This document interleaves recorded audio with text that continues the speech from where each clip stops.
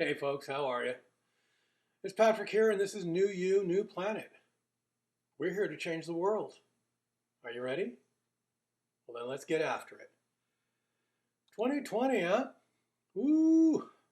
Quite a time, yes? I mean, I've been alive here on this speck of dirt, rock, and water for more than a few minutes now, and I've never seen anything like it. In January, we had a third state of emergency called in New South Wales, Australia, as brush fires born of climate change threaten the entire south coast of the country. The World Health Organization was notified of the novel coronavirus in China, and a prince and his princess announced they were stepping down from their duties as senior royals. China recorded its first coronavirus death, and then the impeachment trial for a president, he who shall not be named, began. And then the first coronavirus case in the US was reported in Washington state. Wuhan, China, the epicenter of the coronavirus outbreak, went under an unprecedented lockdown impacting 11 million residents. The WHO then named the coronavirus disease COVID-19. After that, Italy became the first country to implement a nationwide lockdown. The WHO then declared the coronavirus a pandemic, and it was then declared a national emergency in America. The coronavirus pandemic triggered a global recession as numerous countries went into lockdown, and the US stock market crashed, marking the most severe losses since 1987. And that, my friends, that was just the first 100 days. After that, among many incredible and tragic events, we all watched helplessly as yet another of many unarmed men of color was murdered by law enforcement, face down in the street, this time in Minneapolis, Minnesota. And we watched as the whole planet took notice and rose up. The US stock market somehow, later this year, hit a record high, hitting 30,000 for the first time in history, and Elon Musk became the first human to gain $100 billion in just 1 year.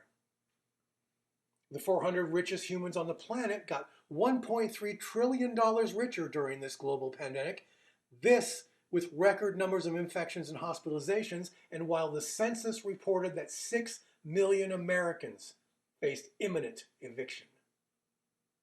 Friends, this year has been like some surreal, dystopian, sci-fi out-of-body experience.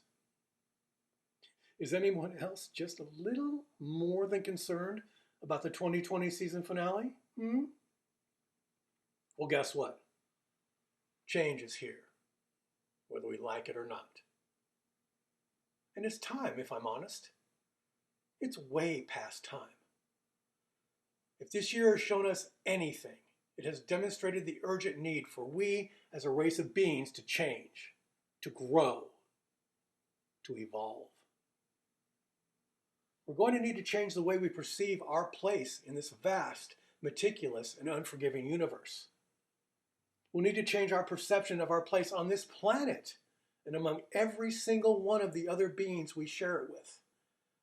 We are going to imperatively be forced to change just about every aspect of the way we live. Make no mistake, it's not going to be comfortable for many, but it's already painfully uncomfortable for vast numbers of humans across the globe. But this must happen. Folks, it is happening. There's a parable related by a wonderful man named Mark Allen, wherein a Tibetan Lama tells the tale of three paths, and it defines our dilemma beautifully. There is a path going through the woods.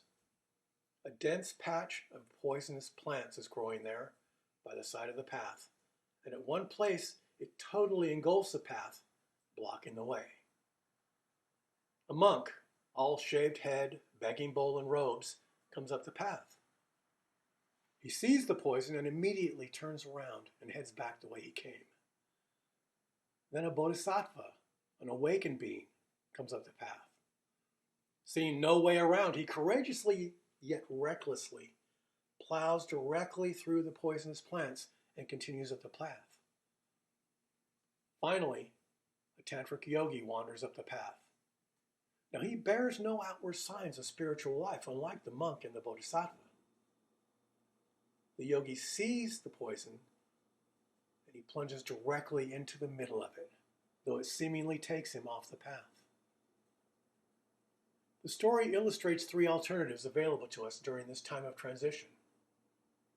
We can run away from it, or we can plow through them as quickly as possible, or we can jump directly into the center of them with a sense of curiosity, wonder, excitement, anticipation, and gratitude, experiencing them to the fullest.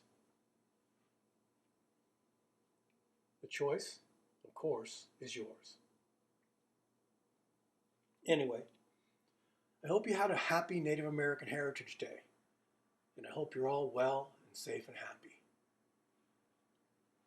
We'll see you next time.